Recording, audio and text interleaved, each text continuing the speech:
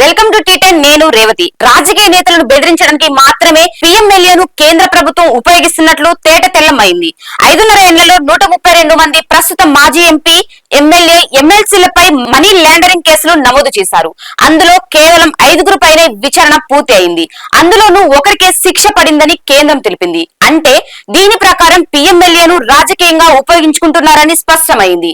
5.5 ఏళ్లలో 132 మంది రాజకీయ నేతలపై మనీ లాండరింగ్ కేసులు నమోదు చేసినట్లు కేంద్ర ఆర్థిక శాఖ సహాయ మంత్రి పంకజ్ చౌదరి తెలిపారు. మంగళవారం రాజ్యసభలో అడిగిన ఒక ప్రశ్నకు ఆయన లిఖిత పూర్వక సమాధానం ఇచ్చారు. 2019 జనవరి 1 నుంచి డిసెంబర్ 31 మధ్య 15 మంది, 2020లో 28 మంది, 2021లో 26 మంది, 2022లో 34 మంది, 2023లో 26 మంది, 2024 జనవరి 1 నుంచి జూలై 31 వరకు 3 రాజకీయ పార్టీ నేతలపై మనీ లాండరింగ్ కేసులు నమోదయ్యాయి. మొత్తం 132 కేసుల్లో కేవలం 5 పైనే ట్రయల్ పూర్తయిందని, అందులో ఒకరికి నేరం రుజువై శిక్ష పడిందని తెలిపారు. దేశవ్యాప్తంగా ఉన్న 20 ఎయిమ్స్ లో 19,252 టీచింగ్, నాన్ టీచింగ్ పోస్టులు ఖాళీగా ఉన్నాయని కేంద్ర ప్రభుత్వం తెలిపింది. రాజ్యసభలో ఒక ప్రశ్నకు కేంద్ర ఆరోగ్య శాఖ సహాయ మంత్రి అనుప్రియ పటేల్ సమాధానమిచ్చారు.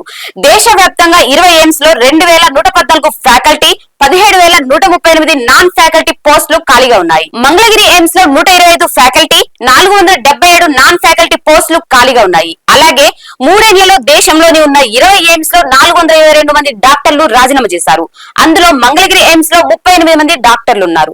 9 ఏళ్లలో 8,719 యూఏపీఏ కేసులు నమోదయ్యాయని కేంద్ర హోంశాఖ సహాయ మంత్రి నిత్యానందరాయ్ తెలిపారు. లోక్సభలో ఒక ప్రశ్నకు ఆయన లిఖిత పూర్వక సమాధానం ఇచ్చారు.